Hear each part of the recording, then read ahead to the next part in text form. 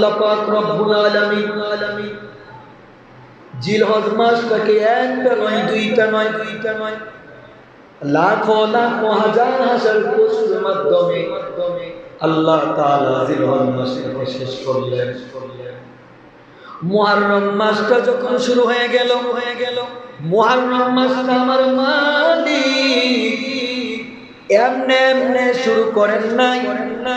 আল্লাহ তাআলা মুহররম মাসটাকে একটা নয় দুইটা নয় 1 লক্ষ মতান্তরে 1.5 লক্ষ নবী রাসূল দুনিয়ার জমিনে আসছেন।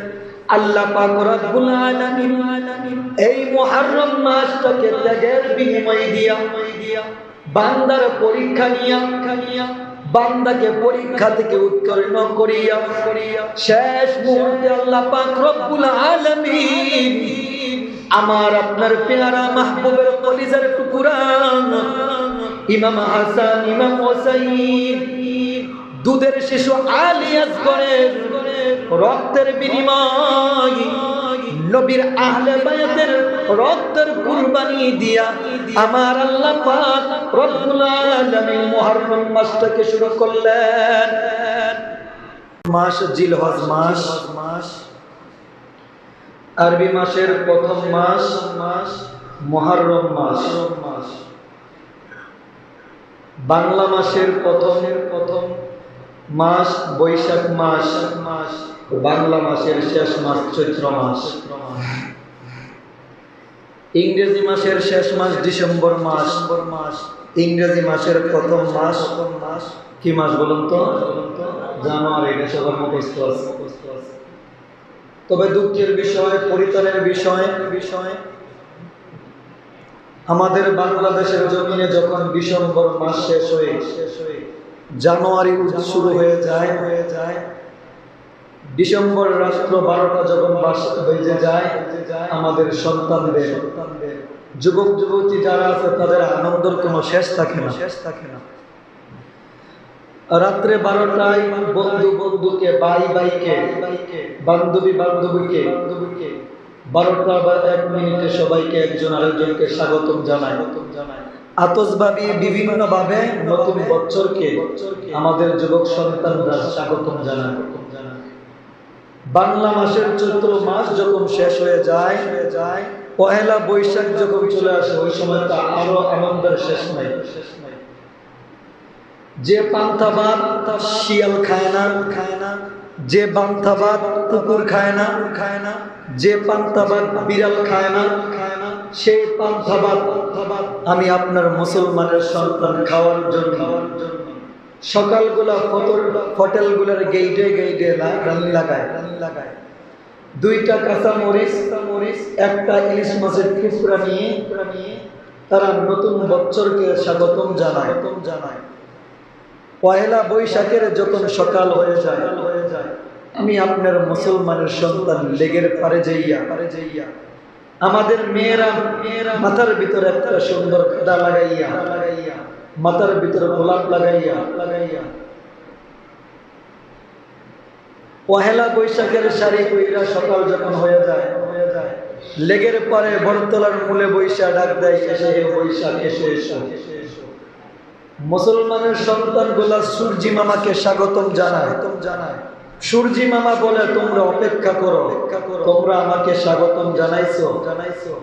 আমি আমার যৌবন নিয়ে তোমাদের কাছে আসতেছি। যে মেয়েগুলা, যে যুবকগুলা পয়লা বৈশাখের দিন সকালবেলা সূর্যি মামাকে স্বাগতম সূর্যি মামাকে স্বাগতম জানাইলো। এই সূর্যটা যখন 10টা বেজে যায়, সূর্যটা যখন পুরো যৌবন নিয়ে আমি আপনার সন্তানদের সামনে দাঁড়াইয়া যায়, সূর্যি মামাকে ডাক দিয়া বলে, সূর্যি মামা আমি তোমাকে স্বাগতম জানাইলাম। তোমার রৌদ্রের এত তাপ, ওই সময় যাইয়া গাছের পরে 1 টাকার আইসক্রিম 50 টাকা দিয়ে কিনা খায়। মুখের ভিতরে যে আলতার সোনাগুলা লাগায় রোদের উত্তপ্ততার কারণে আমি আপনার মুসলমানদের মেয়ে শরীরগুলা এই পাউডারগুলা গেমে করে চেহারাটা বিশ্রী হয়ে যায়। মুসলমানের সন্তান জানুয়ারিকে স্বাগতম জানাইলো। মুসলমানের সন্তান পহেলা বৈশাখকে স্বাগতম জানাইলো কিন্তু মুসলমানের সন্তান যখন মুহররম মাস আসে, আরবি মাস কখন শেষ হয়, আরবি মাস কখন শেষ শুরু হয়, আমি আপনার সন্তানকে যদি জিজ্ঞাসা করি বলতে পারবেন না। মুসলমানের সন্তানকে যদি বলি যে আরবি 12টা মাসের নাম সিরিয়ালে বল, 1 মাস 2 মাস পরের পরে তার তেল শেষ, তারপরে ডিজেল পেট্রোল দিয়ে এটা আবার রানিং করতে হয়। এই হলো আমাদের মুসলমানদের সন্তান। কিন্তু আল্লাহ পাক রব্বুল আলামিন জিলহজ মাসটাকে শেষ করলেন কুরবানির মাধ্যমে। উট বেড়া দুম্বা খাসি হাজার উট বেড়া দুম্বার মাধ্যমে আল্লাহ তাআলা জানুয়ারি জিলহজ মাসটাকে শেষ করলেন। আল্লাহ তাআলা কুরবানির মাধ্যমে জিলহজ মাস শেষ করলেন, আবার মুহররম মাসটাও শুরু করলেন কুরবানির মাধ্যমে। আল্লাহ পাক রব্বুল আলামিন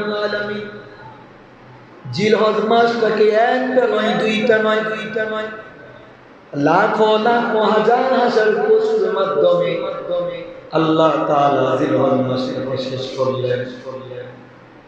মুহররম মাসটা যখন শুরু হয়ে গেল, মুহররম মাসটা আমার মালিক এমনে শুরু করেন নাই।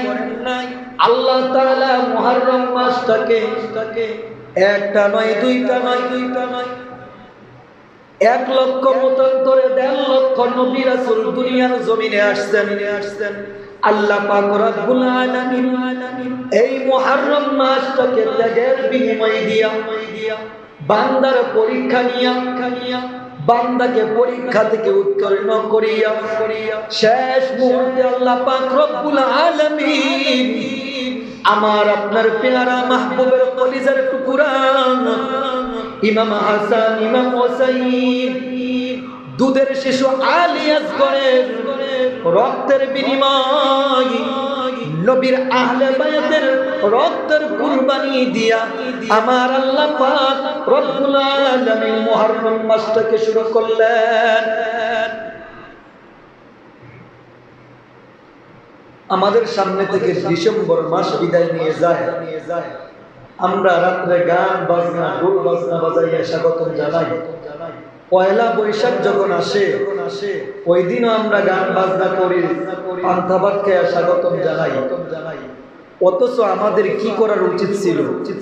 আমাদের উচিত ছিল আল্লাহ আমার জীবন থেকে একটা বছর বিদায় হয়ে গেল, আবার আমি জানি না আগামী বছর এই চৈত্র মাস পাই কিনা, আবার এই ডিসেম্বর মাস পাই কিনা। এই যে জিলহজ মাস বিদায় হয়ে যাচ্ছে, হাতের গোনা আর 2-1 দিন। আগামী বছর আমাদের মধ্যে আমরা আবার এই জিলহজ পাইতেও পারি, নাও পাইতে পারি। আমি আপনার শরীরটা এমন, এই তো গতকালকেরই ঘটনা। আমার সাথে পড়াশোনা করেছে, একই সাথে কম্পিউটার নিয়ে আপনার ইঞ্জিনিয়ারিং করেছে। অফিস করে যখন ফোল্ডার নিয়ে বাড়িতে টাঙিয়ে দিছে, চৌরাস্তার যাইয়া পানাম গিয়ে হঠাৎ করে বুক ব্যথা শুরু হয়ে গেছে। ওইখান থেকে নামানোর পর হাসপাতালে নিয়ে গেল। হসপিটালের লোকরা বলতেছে আর কিছুক্ষণ দেরি হয়ে গেলে তার স্ট্রোকটা বড় হয়ে যেত, ব্লক হয়ে যেত, আপনি মারা যাইতেন। আপনার কপাল ভালো, আপনি সঠিক সময় আসছেন। বয়স কত হবে? আমাদের মতো 30-35। বয়সটাকে অনেক বেশি হয়ে গেছে? বেশি হয় না। তো মানুষের বুঝাইতে চাইলাম মানুষের জীবনের কোনো গ্যারান্টি নাই। আপনার জীবন থেকে আল্লাহ একটা বছর আপনাকে হায়াত দিল, আপনার শুকরিয়া না করে পান্তা ভাত খান, রাত্রে 12টার পরে আপনি ডেক্সিপ বাজান, রাত্রে 12টার পরে আপনি বান্ধবীকে স্বাগতম জানান। অথচ আপনার উচিত ছিল জানুয়ারি মাস ডিসেম্বর মাসটা শেষ হয়ে গেছে, রাত্র 12টা 1 মিনিট বেজে গেছে, সাথে সাথে আল্লাহর কাছে শুকরিয়া তার 2 রাকাত নামাজ আদায় করা। চৈত্র মাস শেষ হয়ে গেছে, সাথে সাথে 2 রাকাত নামাজ আদায় করা, আল্লাহর কাছে ফরিয়াদ করা, আল্লাহ ও দয়ার মালিক আল্লাহ আমাদের বিগত একটা বছর হায়াত দিছো, জানি না আমি একটা বছর কত গুনাহ করেছি আল্লাহ। আল্লাহ এই এক বছরের গুনাহগুলো আমার তুমি মাফ করে দাও। পিছনের গুনাহগুলো আল্লাহ আমাকে মাফ করিয়ে আমার জীবনটাকে যেন তোমার অনুকরণ করে তোমার রাসূলের সুন্নাহ মতো যেন আমার জীবনটা চালাইতে পারি, এইটা আল্লাহর কাছে ফরিয়াদ করার দরকার ছিল। ঠিক কিনা বলো? কিন্তু আমাদের সন্তান দুঃখের বিষয়, ইহুদি খ্রিস্টানদের কালচার, নাসারাদের কালচার, বৌদ্ধ খ্রিস্টানদের কালচার, তাদের ধর্মের সংস্কৃতি আমাদের সন্তানরা গ্রহণ করে তাদের মতো করে তাদের জীবনটা চালাচ্ছে। তাদের নতুন বছরটাই শুরু করেছেন গুনার মাধ্যমে। যার গুনার মাধ্যমে জীবন শুরু হয় তার কলবটা যে মরা হয়ে যায়, আর মরা কলব দিয়া সামনের দিকে যতই আগাইতে থাকো তার জীবন সুন্দর হতে পারে না। আল্লাহ তাআলা আমাদের সন্তানদেরকে বুঝার তৌফিক দান করুন। সকলে বলুন আমিন। মুহররম মাস আসতেছে, মুহররম মাসের ফজিলত অনেক বেশি। আল্লাহর রাসূল সাল্লাল্লাহু আলাইহি ওয়াসাল্লাম ইসলামের প্রথম যুগে যখন রমজানের রোজা ফরজ হয় নাই, সমস্ত সাহাবায়ে কেরামের জন্য মুহররম মাসের রোজাগুলো ফরজ করে দিয়েছেন, বাধ্যতামূলক করে দিয়েছিলেন। যখন রমজানের রোজা আল্লাহ তাআলা ফরজ করে দিয়েছেন, ওই সময় রমজান মুহররম মাসের রোজাগুলো নফল হয়ে যায়। রাসূলুল্লাহ সাল্লাল্লাহু আলাইহি ওয়াসাল্লাম যখন মক্কা থেকে মদিনায় হিজরত করে গেলেন, তারা ইহুদিদেরকে দেখতে পাইলাম যে এই মুহররমের 10 তারিখ যখন আসতেন তারা একটা করে রোজা রাখতেন। আল্লাহর রাসূল সাল্লাল্লাহু আলাইহি ওয়াসাল্লাম বলেন, তোমরা কেন এই দিন রোজা রাখো? তারা বলেন, আমাদের নবী হযরত মূসা পয়গম্বরকে আল্লাহ তাআলা এই দিন ফেরাউনের হাত থেকে রক্ষা করেছেন, এই জন্য আমরা এই দিন রোজা রাখি। আল্লাহর নবী বলেন, তোমাদের চাইতে মূসা পয়গম্বর আমাদের ভাই, আমাদের বেশি আপন। তোমাদের চাইতে হকদার আমরা বেশি। সাহাবায়ে কেরামকে বললেন, হে সাহাবায়ে কেরাম, আগামী বছর থেকে যখন মুহররমের 10 তারিখ তোমরা পাও, তোমরা ওই দিন রোজা রাখবা। তবে শোনাই রাখো, তোমরা ইহুদিদের অনুসরণ করে, ইহুদিদের অনুকরণ করে, তাদের মতো করে তোমরা রোজা রাখবা। বলুন তো আল্লাহর রাসূল কি বললেন? ইহুদিদের অনুসরণ করে, ইহুদিদের মতো করে তোমরা কি করবা না? রোজা রাখা কি ইবাদত না গুনার কাজ? আমার কথা বুঝেন? বলুন তো রোজা রাখা কি ইবাদতের কাজ না গুনার কাজ? ইবাদতের কাজ। আল্লাহর রাসূল বললেন ইবাদত করবা, বন্দেগী করবা, সাবধান। ইহুদিরা যেইভাবে রোজা রাখে তোমরা মুসলমানের সন্তান তাদের মতো রাখতে পারবা। যদি রোজা নামাজ ইহুদিদের মতো করা না যায়, যদি রোজা নামাজ ইহুদিদের মতো খ্রিস্টানদের মতো করা না যায়, যদি রোজা নামাজ হিন্দুদের মতো করা না যায়, যদি রোজা নামাজ খ্রিস্টানদের মতো করা না যায়, তাহলে ইহুদি খ্রিস্টানের পাঞ্জাবি, জামা, টুপা, চুরি, মাথার আপনার চুল কাটা থেকে ধরে সমস্ত কিছু কি করা যাবে? কিন্তু আমরা কি ইহুদিদের মতোই করতেছি। আল্লাহর রাসূল ইবাদত করা পর্যন্ত ইহুদিদের সাথে তুলনা করতে না করেছেন। কিন্তু দুঃখের বিষয় আমরা ইবাদত ছাড়া যা আছে সমস্ত কালচারগুলো আজকে ইহুদিদের মতো করি। আল্লাহর রাসূল বললেন, তোমরা মুহররম মাসে যদি 10 মুহররম পাও তোমরা ওই দিন রোজা রাখবা। সাবধান, তাদের মতে করে তোমরা রোজা রাখবা না। তোমরা কেমন রাখবা? মুহররমের 10 তারিখে একটা রাখবা, তার আগের দিন একটা রাখবা। তার আগের দিন যদি না পারো মুহররমের দিন একটা রাখবা, তার পরের দিন কি করবা? আরেকটা রাখবা। অর্থাৎ একটা রোজা মুহররম মাসে রাখবা না। কয়টা রাখতে বলছে? হয়তো আগের দিন আর নাই, মুহররমের দিন আগের দিন অথবা পরের দিন। তাহলে মুহররমের সুন্নত কি বলুন তো?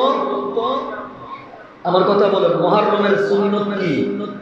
আল্লাহর রাসূল বলছেন মুহররম যদি কেউ ভালোবাসতে চায়, মুহররমের জিনটাকে যদি কেউ মোহাব্বত করতে চায়, ইমাম হাসান হোসেনকে যদি কেউ ভালোবাসতে চায়, সমস্ত নবী রাসূলকে যদি ভালোবাসতে চায়, আল্লাহর রাসূলকে যদি কেউ ভালোবাসতে চায়, তাহলে ওই দিন মুহররমের দিন কি রাখতে হবে? আবার বলুন কি রাখতে হবে? তাহলে আমরা কি করব? আগে রোজা রাখবো, তারপরে অন্য যত কার্যক্রম আছে আমরা কি করব? কিন্তু আমরা কি করি? কথা বলেন, আমরা কি করি? উল্টাটা করি না? আল্লাহর রাসূল বলেছেন তোমরা মুহররমের দিন রোজা রাখো, কিন্তু আমাদের ওই দিন শোক পালন করি। শোক পালন করি না? ইসলামে 3 দিনের বেশি শোক পালন করার কোনো ইয়া নাই। আপনি কি করতে পারেন? তারা তাদের রক্ত দিয়ে আপনার ইসলামকে জিন্দা করেছেন। আপনি ওই দিন থেকে শিক্ষা নেবেন যে ইমাম হাসান হোসাইন তারা নিজেদের শরীর দিয়েছে, নিজেদের জান দিয়েছে, নিজেদের শরীর থেকে রক্ত জড়াইছে। ওই দিন তারপরও কাফের মুশরিক ইহুদি খ্রিস্টানদের কাছে তাদের মাথা নত করেন নাই, তাদের শির দিয়ে দিছে। ওইখান থেকে প্রথম শিক্ষা নিতে হবে, আমার জীবনে বাধা আসবে, আমার জীবনে কষ্ট আসবে, আমার সাংসারিক জীবনে কষ্ট আসবে, আমার ঈমান চলে যাওয়ার জন্য তারা বাধাগ্রস্ত করবে, আমার জান দিব, আমার মাল দিব, আমার সব কিছু দিয়ে দিব, কিন্তু ইহুদি খ্রিস্টানদের কাছে আমার মাথা নত করা যাবে না। এইটা হইল মুহররম মাসের 10 তারিখের প্রথম শিক্ষা। ঠিক কিনা বলো? না আপনি শোক পালন করবেন আর খিচুড়ি খাইবেন, বছর বছর মুহররম আসবে 2টা খিচুড়ি পাকাইবেন, শোক পালন করবেন, এটা মুহররমের শিক্ষা? এটা মুহররমের শিক্ষা নয়। ওইখান থেকে আপনার ঈমানকে মজবুত করে ইসলামের পথে দণ্ডায়মান হয়ে আপনি কাফের মুশরিক ইহুদিদের প্রতি আপনার সামনের দিকে অগ্রসর হইতে হবে। এইটা হলো আপনার ঈমানি দায়িত্ব। আপনি কতটুকু মুসলমান? আপনি ইহুদিদের পণ্যই বয়কট করতে পারেন না। সামান্যতম ইহুদিদের পণ্য এটাই আপনি ছাড়তে পারেন না। আপনি মুসলমানের সন্তান দাবি করতে পারেন, ইমাম হাসান হোসেনকে ভালোবাসতে পারেন। আপনার হাতের টাকা দিয়া তারা এই টাকা দিয়ে অস্ত্র বানাচ্ছে, আর আপনার প্রথম কাবা দখল করার জন্য আপনার মা বোনদের ইজ্জত লুণ্ঠন করছে। আপনার সন্তান, আপনার মুসলমান ভাইয়ের কলিজার টুকরা জনকে তারা শহীদ করছে আপনার টাকার বিনিময়। কাল কিয়ামতের দিন আল্লাহর কাছে আপনাকে জবাবদিহিতা করতে হবে। আপনি শক্তি দিয়া পারেন না, মন থেকে তাদেরকে ঘৃণা করতে হবে, এইটাও পারেন না, আপনার হাতে তো ওইটাও আছে, আপনার একটা টাকা আপনি মুসলমানদের কাজে লাগান। আল্লাহ তাআলা আমাদেরকে বুঝার তৌফিক দান করুন, সকলে বলেন আমিন। তাহলে আমরা খিচুড়ি খাইতে কিন্তু না করি নাই, খাইবেন। এটা বড় উত্তম ইবাদত। মানুষকে খাওয়ানো এটা কি বড় উত্তম, কিন্তু সুন্নত তরিকায় যাবেন। আল্লাহর রাসূলের সুন্নাহর বাইরে আমরা যেতে পারবো? আল্লাহর রাসূলের সুন্নাহর বাইরে যেতে পারবো? তাহলে রাসূলুল্লাহর সুন্নাহর বাইরে গেলে রাসূলুল্লাহর উম্মত দাবি করতে পারবো না। খিচুড়ি খাওয়ান, বিরিয়ানি খাওয়ান, মানুষকে টাকা দেন, পয়সা দেন, সব করেন, কিন্তু আগে কি রাখবেন? বলুন তো কি রাখবেন? রোজা রাখবেন। রোজা রাখার পর যতটুকু পারেন আপনার সাধ্য অনুযায়ী ইমাম হাসান হোসেনকে ভালোবাসা আপনি মানুষকে খাওয়াবেন, এটা উত্তম কাজ। মানুষের পেট ঠান্ডা তো কি ঠান্ডা, দুনিয়া ঠান্ডা। আপনার যখন মন পেট ঠান্ডা হয়ে যায়, দোয়া করতে হয় না, এমনি অন্তর থেকে কি এসে যায়? দোয়া এসে যায়। কিন্তু আমরা কি করব? সুন্নত তরিকায় আমরা পালন করব। আল্লাহ তাআলা আমাদেরকে তৌফিক দান করুক। সকলে বলুন আমিন। আবার সকলে বলুন আমিন। তাহলে এতটুকু বক্তব্য থেকে আমরা কি শিখলাম? আমরা মুহররমের মাস যখন আসার সাথে সাথে আমরা 2 রাকাত নামাজ আদায় করব। নামাজ আদায় করে আল্লাহর কাছে শুকরিয়া করব, আল্লাহ আমার থেকে একটা বছর নিয়ে গেছে, আল্লাহ এই একটা বছর জানি না তুমি যেন কত গুনাহ করেছো, আমাকে মাফ করে দাও। সামনের বছরটা যেন তোমার রাসূলুল্লাহর সুন্নাহ মতো চলতে পারি, তোমার আইন অনুযায়ী যেন আমার জীবনটাকে চালাইতে পারি। আল্লাহ আমাকে কি দাও? তৌফিক দান করে দাও। মুসলমান কখনো আনন্দের মাধ্যমে ঈদ বলেন কোনোদিনে উদযাপন করতে পারে? মুসলমান প্রত্যেকটা কাজ আল্লাহর শুকরিয়ার মাধ্যমে কি করবে? উদযাপন করবে। কারণ দুনিয়াটা মুমিনের জন্য জাহান্নাম, জাহান্নাম, আর মুমিন কাফেরদের জন্য কি জান্নাত। আপনি যখন আল্লাহর অনুগত থাকবেন, আপনার দুনিয়াটাও আপনার জন্য কি হয়ে যাবে? জান্নাত হয়ে যাবে। আল্লাহ বলেন, যে বান্দা আমার অনুগত হয়ে যায়, ওই বান্দার হাত তার হাত থাকে না, তার হাত আমি আল্লাহর হাত হয়ে যায়। বান্দা যখন আমি আল্লাহর পাগল হয়ে যায়, বান্দার মুখ আর তার মুখ থাকে না, বান্দার জবানটা আমি আল্লাহর জবান হয়ে যায়। বান্দার চোখ আর বান্দার চোখ থাকে না, বান্দার চোখগুলো আমি আল্লাহর চোখ হয়ে যায়। আর আল্লাহর চোখ যদি হয়ে যায়, দুনিয়া আখিরাত কোনো কিছুতে আপনার বাধা আসবে, যদিও আসে এটা ক্ষণিকের জন্য, আপনার ঈমানি পরীক্ষার জন্য। আল্লাহ তাআলা আমাদেরকে আমল করার তৌফিক দান করুন। সকলে বলুন আমিন।